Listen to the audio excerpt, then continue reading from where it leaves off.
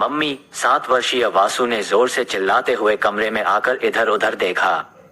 माँ को न पाकर वासु पूरी ऊर्जा एकत्रित कर फिर से चिल्लाया, मम्मी। इस बार माँ की आवाज आई, आ रही हूँ बाबा, क्यों चिल्ला रहे हो?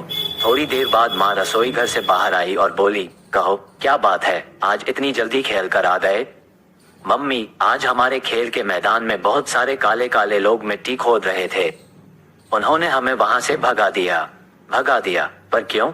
माँ, वे लोग कह रहे थे कि हमें यहाँ पर वृद्धाश्रम बनाना है, इसलिए हम वहाँ नहीं खेल सकते। अरे भाई, कौन से काले काले लोग? कौन सी मिट्टी?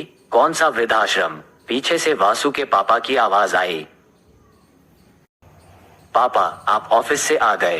कहते हुए वासु भागकर पापा के गले लग गया। उसने पापा से पूछा, पापा, यह वृद्धाश्रम क्या होता है? बेटा, वृद्धाश्रम बूढ़े लोगों के रहने के लिए बनाया जाता है। कौन से बूढ़े लोग पापा? वही जिनके बाल सफेद होते हैं, जैसे सौरभ के दादाजी और मेरे नाना जी। वासु बोला, हाँ बेटे, अरुण ने जवाब दिया। पापा, मेरे दादाजी क्यों नहीं हैं? बेटा, आपके दादाजी भगवान के पास हैं। जब मैं छोटा था तब वो मुझे छोड़कर भगवान जी के पास चले गए थे। अरुण ने धैर्य से जवाब दिया। वासु की उत्सुकता अभी भी समाप्त नहीं हुई थी। वो फिर से वृद्धाश्रम के बारे में पूछने लगा। इस पर सुधा ने कहा, आओ मैं तुम्हें समझाती हूँ कि वृद्धाश्रम क्या होता है। बेटे, जो लोग बुढ़ापे में अपने मम्मी पापा की सेवा नहीं करते, उन्हें प्यार नहीं करते, वे लोग अपने माता पिता को वृद्धाश्रम में रहने के लिए भेज देते हैं। वासु इस उत्तर से सोच में पड़ गया। फिर बोला, मम्मी, जब मैं बड़ा हो जाऊंगा तब मैं आपकी खूब सेवा करूंगा। मैं आपको कभी वृद्धाश्रम नहीं भेजूंगा। सुधा ने प्यार से वासु को गले लगा लिया। धीरे धीरे समय गुजरता गया। वासु प्रतिदिन वृद्धाश्रम बनने वाले स्थान पर जाकर कार्य में हुई प्रगति का अवलोकन करता। हर रोज घर आकर वहां हुए कार्य के बारे में माता पिता को सूचित करता। उसने पहली बार किसी इमारत को बनते हुए देखा था। इस समय उसका ध्यान पूरी तरह से वृद्धाश्रम पर था। धीरे धीरे आश्रम का निर्माण कार्य पूरा हो गया।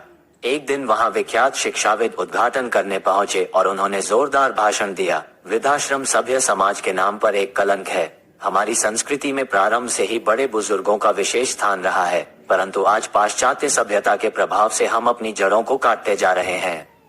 अपने ईश्वर समान माता पिता की अवहेलना करने लगे हैं। इस वृद्धाश्रम का यहाँ बनना इस बात का प्रमाण है कि लोगों में स्वार्थ और कर्तव्यहीनता की भावनाएं किस कदर पांव पसार रही हैं। खैर, जब समाज का एक वर्ग स्वार्थी हो जाए तो दूसरे वर्ग को जिम्मेदारी का एहसास होना चाहिए। इसी बात को ध्यान में रखकर हमने इस वृद्धाश्रम का निर्माण कराया है। उनके इस भाषण पर जोरदार तालियां बजी। वासु भी अपने माता पिता के साथ उस समारोह में गया था। उसके भोले मन पर भाषण का इतना असर तो हुआ था कि उसे समझ में आ गया था कि वृद्धाश्रम कोई अच्छी बात नहीं है। अगले दिन वासु अपने दोस्तों के साथ वहां खेलने गया। खेलते खेलते उसका ध्यान वृद्धाश्रम के खुले दरवाजे की ओर गया। उसने एक वृद्ध को वहां चहलकदमी करते देखा। उसे देखकर वासु का मन आलोकित हो उठा। उसने अपने दोस्तों को अपने पीछे आने का संकेत दिया। वे सभी उस वृद्ध के पास पहुंचे। वृद्ध मन ही मन कुछ बड़बड़ा रहे थे। अचानक वासु और उसके दोस्तों को देखकर वो हड़बड़ा गए और बोले, कौन हो तुम लोग? यहाँ क्यों आए हो? उस वृद्ध के तनाव वाले हाव भाव देखकर वासु डर गया। फिर हिम्मत करके बोला, अंकल, आज हमने आपको यहाँ देखा तो क्या? वृद्ध खींचकर बोले, तो हमने सोचा कि आपसे मिला जाए, कुछ बात की जाए। वासु ने किसी तरह वाक्य पूरा किया। क्यों, मैं तुम्हारा क्या लगता हूँ? तुम्हारा रिश्तेदार हूँ, पड़ोसी हूँ, क्या हूँ? वृद्ध ने पलटकर जवाब दिया। वासु को वृद्ध से इस प्रकार के जवाब की आशा न थी। उसके मासूम मन को ठेस पहुंची और वह अपने दोस्तों के साथ वहां से चला आया। बाहर आकर उसका एक दोस्त बंटी बोला, वासु कितना खतरनाक बुड्ढा था। दूसरे दोस्त पंकज ने भी साथ दिया और बोला, हाँ, ऐसा लगता था जैसे किसी डरावनी फिल्म का भूत हो। वासु को लगा शायद वो सही कह रहे हैं। घर जाकर वो उदास मन से माँ की गोद में बैठ गया। बेटे का उतरा चेहरा देख सुधा ने पूछा, क्या बात है बेटे? कुछ हुआ क्या? माँ, वो बुड्ढा बहुत गंदा था। कौन सा बुड्ढा?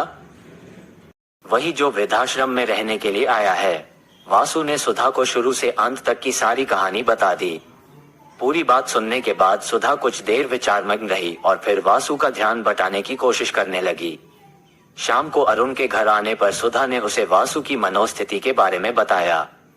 सारी बात सुनकर अरुण बोला, सुधा, हमारा वासु बहुत भावुक और संवेदनशील है। उसके बालमन में दादा या नाना की जो छवि है वो उस वृद्ध की क्रोधित भाव भंगिमा से मेल नहीं खाती, इसलिए वो उलझन में पड़ गया है। कोई बात नहीं, मैं उसे समझाऊंगा। अगले दिन वासु हमेशा की तरह पंकज और बंटी के साथ खेलने चला गया। वे वृद्धाश्रम के पास ही क्रिकेट खेलने लगे। अचानक पंकज ने गेंद को जोर से मारा और गेंद पास से जा रहे आवारा सांड को लग गई। सांड दर्द से बिलबिला उठा और बच्चों की तरफ भागने लगा। सांड से बचने के लिए बच्चे वृद्धाश्रम में घुस गए। बचाओ बचाओ की आवाज सुनकर वो वृद्धाश्रम का व्यवस्थापक और रसोइया बाहर आ गए। सारा माजरा समझकर वृद्ध तुरंत अपने कमरे से बंदूक लाए और हवा में फायर किया। गोली की आवाज से घबराकर सांड ने दिशा बदल दी और भाग खड़ा हुआ। बच्चों ने चैन की सांस ली और वृद्ध की ओर देखा। वृद्ध बच्चों का कंधा थपथपाते हुए बोले, अब डरने की कोई बात नहीं है। अगर अब सांड आए तो मेहता अंकल को याद कर लेना। बच्चों की प्रश्नसूचक दृष्टि देखकर वृद्ध उनके मन की बात भांप गए और बोले, वो कल मेरी तबीयत ठीक नहीं थी, इसलिए मैंने तुमसे बात नहीं की। अच्छा बोलो, क्या खाओगे? वृद्ध बोला, हम तो खा पी कर आए हैं। हिम्मत करके वासु बोला, अच्छा कोई बात नहीं, मैं तो तुम्हारे दादाजी जैसा ही हूँ, मुझसे बेहिचक बात करो। अंकल, कल तो आपने हमें डांट कर भगा दिया था। बंटी बोला, अच्छा तो ये बात है, आओ हाथ मिलाकर दोस्ती कर लें। वृद्ध ने हंसते हुए कहा। इस पर तीनों बच्चों ने उत्साहित होकर हाथ मिलाया। इसके बाद कहानियों और गप्पाबाजी का ऐसा सिलसिला शुरू हुआ कि 2 घंटे कब बीत गए पता ही नहीं चला। तब मेहता जी बोले, अच्छा अब जाओ, तुम्हारे मम्मी पापा इंतजार कर रहे होंगे। इस पर बच्चे फौरन खड़े हो गए। बाहर आकर बंटी और पंकज बोले, इतनी अच्छी कहानियां तो हमें आज तक किसी ने नहीं सुनाई। वासु बोला, इतने अच्छे अंकल को पता नहीं क्यों इनके बच्चों ने घर से निकाल दिया। मेरी मम्मी कहती हैं कि जिनके बच्चे गंदे होते हैं वही अपने माँ बाप को घर से निकाल देते हैं। घर आकर वासु ने अपने मम्मी पापा को सारी बात बताई। अरुण हंसते हुए बोला, अच्छा ये डरावनी फिल्म वाला भूत जैसा बुढ़ा अचानक इतना अच्छा कैसे हो गया? वासु से कपकाकर बोला, पापा मुझे क्या पता, मुझे तो बस इतना पता है कि उन्होंने आज हमारा खूब दिल बहलाया। अरुण बोले, बेटे, कई स्वार्थी इंसानों की तरह शायद उनके बच्चे भी उन्हें बोझ समझकर यहाँ छोड़ गए, इसलिए उनका मन दुखी होगा। जब तुम उनके पास गए तो उन्हें क्रोध आ गया होगा कि जब उनके अपने बच्चों को उनकी कोई जरूरत नहीं तो परायों को क्या पड़ी है उनसे बात करने की। पापा की बात सुन वासु सोच में पड़ गया। अगले दिन जब वासु अपने दोस्तों के साथ गया तो उसने देखा कि वृद्धाश्रम में बहुत भीड़ जमा है। बहुत से नौजवान उस भीड़ में शामिल थे। वे अपने माता पिता को वृद्धाश्रम छोड़ने आए थे। पंकज, बंटी, ये लोग कितने बुरे हैं ना, भगवान जी इन्हें सजा देंगे। वासु बोला, तुम ठीक कहते हो बेटे। पीछे से मेहता अंकल की आवाज आई, तुम्हारे माता पिता ने अच्छे संस्कार दिए हैं जो तुम इतनी छोटी सी उम्र में इतनी अच्छी सोच रखते हो। कुछ मेरे बच्चों जैसे हैं जो अपने माता पिता को पुराना फर्नीचर समझकर घर से बाहर कर देते हैं। वृद्ध मेहता अंकल दुखी होकर बोले। बच्चे उनका हाथ पकड़कर बोले, अंकल आप उदास ना हो, आप हमारे घर चलिए, हमारे मम्मी पापा आपसे मिलकर बहुत खुश होंगे। धन्यवाद बेटे, लेकिन आज नहीं, फिर कभी जरूर चलूंगा। वृद्ध बोले। वासु घर आकर पापा के गले लगकर रोने लगा और कहने लगा, मैं आपको कभी घर से नहीं निकालूंगा, मैं आपके बिना नहीं रह सकता। पर बेटे, कौन कह रहा है कि तुम हमें घर से निकाल दोगे? अरुण बोला। पापा, आज मैंने बहुत सारे वृद्ध अंकल देखे। मेहता अंकल भी आज बहुत दुखी थे। पापा, क्या हम उनके लिए कुछ नहीं कर सकते? अगर मेरे दादाजी होते तो बिल्कुल उनकी तरह ही होते ना।